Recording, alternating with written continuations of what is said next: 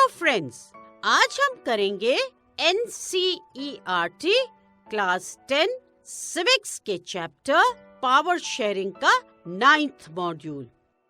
इस मॉड्यूल में हम करेंगे power sharing among political parties and pressure groups. पिछले मॉड्यूल में हमने पढ़ा power sharing among different social groups और इस मॉड्यूल में हम क्या पढ़ेंगे? Power sharing among different political parties and pressure groups. तो चलिए शुरू करते हैं हमारा आज का मॉड्यूल। पावर शेयरिंग की 4th कैटेगरी है power sharing among different political parties and pressure groups. तो अब बताओ कि पावर शेयरिंग की फर्स्ट 3 कैटेगरीज कौन सी थी? सोच के बताओ। हाँ, फर्स्ट 3 कैटेगरीज थी vertical power sharing, horizontal power sharing and power sharing between different social groups. तो 4th कैटेगरी है power sharing among different political parties and pressure groups. जब पॉलिटिकल पार्टीज और प्रेशर ग्रुप्स पावर में बैठे लोगों को pressurise करते हैं, अपनी बात मनवाते हैं, तो ये भी एक तरह की पावर शेयरिंग ही होती है। आप जानते हैं कि डेमोक्रेसी में एक से ज्यादा पॉलिटिकल पार्टीज होती हैं जो पावर के लिए compete करती हैं। इस कंपटीशन से डेमोक्रेसी मजबूत होती है, स्ट्रांग होती है। कैसे? बताओ कैसे? क्यों स्ट्रांग होती है? कैसे स्ट्रांग होती है? क्योंकि इस कंपटीशन की वजह से पावर किसी एक हाथ में नहीं रहती। हर पार्टी पर ये प्रेशर होता है कि उसने लोगों की विल के अकॉर्डिंग काम नहीं किया तो लोग दूसरी पार्टी को वोट कर देंगे और पावर में लेके आ जाएंगे। लॉन्ग रन में पावर डिफरेंट आइडियोलॉजीज और सोशल ग्रुप्स को रिप्रेजेंट करने वाली पॉलिटिकल पार्टीज के बीच शेयर होती है। समटाइम्स इस तरह की जो पावर शेयरिंग है वो डायरेक्ट होती है। अब डायरेक्ट कैसे होती है? सोच के बताओ। जब 2 या 2 से ज्यादा पॉलिटिकल पार्टीज मिलकर अलायंस बनाकर इलेक्शन कंटेस्ट करते हैं और इस इलेक्शन में वो जीत जाते हैं, तो क्या होता है? वो मिलकर कोalition गवर्नमेंट यानी मिली जुली सरकार बनाते हैं। जब वो ऐसी कोalition गवर्नमेंट बनाते हैं तो आपस में एक दूसरे के साथ पावर शेयर करते हैं और ये जो शेयरिंग ऑफ पावर है ये बहुत क्लियरली विजिबल है, दिख रही है। तो इस तरह की पावर को क्या कहेंगे? Direct power sharing. ये हो गई डायरेक्ट पावर शेयरिंग। डेमोक्रेसी में कुछ ऐसे ग्रुप्स भी होते हैं जो लोगों के इंटरेस्ट के लिए, मतलब लोगों की राइट्स के लिए काम करते हैं। तो ऐसे टाइप के ग्रुप्स को क्या कहा जाता है?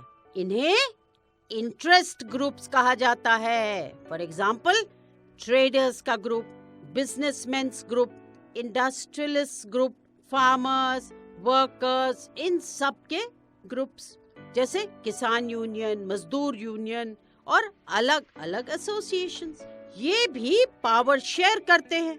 ये अपनी रिस्पेक्टिव फील्ड की गवर्नमेंट कमिटीज के मेंबर्स होते हैं और कभी-कभी बिना मेंबर हुए भी ये अपनी ताकत के दम पर गवर्नमेंट से डिसीजन मेकिंग प्रोसेस को इन्फ्लुएंस करते हैं। तो अभी तक हमने क्या पढ़ा?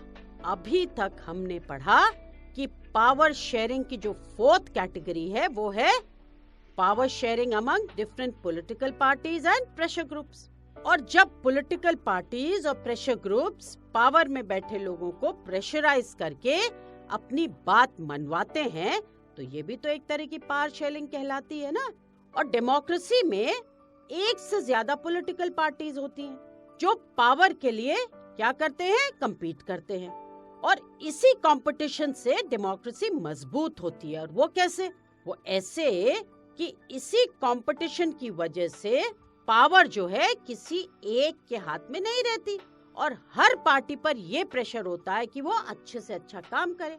नहीं तो क्या होगा, जो जनता है, जो लोग हैं, वो दूसरे इलेक्शन में क्या करेंगे, दूसरी पार्टी को वोट कर देंगे और उसे पावर में ले आएंगे।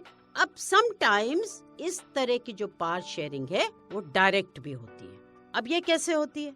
अब ये ऐसे होती है कि जब दो या दो से ज्यादा पॉलिटिकल पार्टीज मिलकर एक अलायंस बनाते हैं और इलेक्शन कंटेस्ट करते हैं और अगर वे इलेक्शन जीत गए तो वो क्या करेंगे, वो मिलकर बनाएंगे कैसी पार्टी, कैसा गवर्नमेंट, अ कोalition गवर्नमेंट। कोalition गवर्नमेंट का क्या मतलब है, मिली जुली सरकार। दो या दो से ज्यादा पॉलिटिकल पार्टी से मिली जुली सरकार। अब क्या होता है, जब वो ऐसी कोalition गवर्नमेंट बनाते हैं तो आपस में एक दूसरे के साथ पावर शेयर करते हैं और ये जो शेयरिंग ऑफ पावर है ये बहुत क्लियरली दिखाई देती है, इट इज वेरी विजिबल। तो इसीलिए हम उसे कहते हैं डायरेक्ट पावर शेयरिंग। अब डेमोक्रेसी में कुछ ग्रुप्स ऐसे भी होते हैं जो लोगों के इंटरेस्ट के लिए काम करते हैं और इन्हें हम क्या कहते हैं, इंटरेस्ट ग्रुप्स। जैसे ट्रेडर्स के ग्रुप्स हैं, फार्मर्स, वर्कर्स, ये सब जो ग्रुप्स और एसोसिएशंस हैं ये हो गए इंटरेस्ट ग्रुप्स और ये भी पावर शेयर करते हैं। अब कैसे करते हैं, क्योंकि वो अपनी रिस्पेक्टिव फील्ड की जो गवर्नमेंटल कमिटीज हैं उनके मेंबर होते हैं और कभी कभी ये बिना मेंबर हुए भी अपनी ताकत के दम पर, मतलब प्रेशराइज करके, गवर्नमेंट के डिसीजन मेकिंग प्रोसेस को इन्फ्लुएंस करते हैं। तो चलिए एक क्विक रिकैप कर लेते हैं। जिस तरह से पॉलिटिकल पार्टीज, प्रेशर ग्रुप्स और मूवमेंट्स गवर्नमेंट को प्रेशराइज और इन्फ्लुएंस करते हैं, वो भी पावर शेयरिंग की एक फॉर्म है।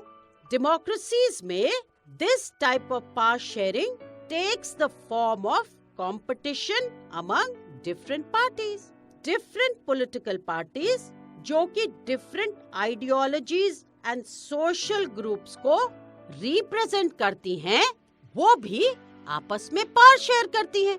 समटाइम्स क्या होता है, दो या दो से ज्यादा पार्टीज मिलकर कंटेस्ट करते हैं क्या, इलेक्शन, और वो अगर इलेक्शन विन कर जाते हैं तो क्या होता है, कैसी गवर्नमेंट बनती है, सोच के बताओ। हाँ, कोalition गवर्नमेंट, जिसे हम मिली जुली सरकार भी कहते हैं और इसे ही डायरेक्ट पावर शेयरिंग कहते हैं। इंटरेस्ट ग्रुप्स जैसे कि ट्रेडर्स, बिजनेसमैन, इंडस्ट्रियलिस्ट, फार्मर्स, ये सब गवर्नमेंटल पावर में इन सब का शेयर होता है और ये प्रेशर ग्रुप्स हैं। ये either are members in the governmental committees या फिर वो डिसीजन मेकिंग प्रोसेस को, मतलब गवर्नमेंट के डिसीजन मेकिंग प्रोसेस को इन्फ्लुएंस करके पावर शेयर करते हैं। तो अब ये आपको अच्छे से समझ आ गया। Now let's do a quick revision. The way political parties, pressure groups and movements pressurize or influence people in power is another form of power sharing. In contemporary democracies, this takes the form of competition among different parties. In the long run, power is shared among different political parties that represent different ideologies and social groups.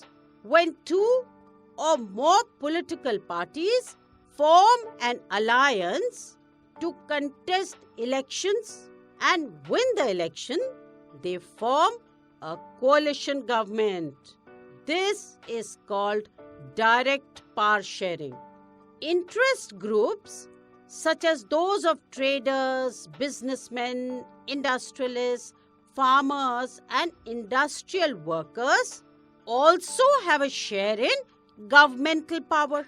These pressure groups bring influence either through participation in governmental committees or by influencing the decision making process of the government. तो अब यह module यही खत्म होता है और हमने इस मॉड्यूल के हर एक इम्पोर्टेंट कॉन्सेप्ट को अच्छे से समझा है और उसे रिवाइज भी करा है। तो अब इस मॉड्यूल पर बेस्ड कोई भी क्वेश्चन आप बहुत आसानी से आंसर कर सकते हैं। तो चलते हैं क्वेश्चंस की ओर।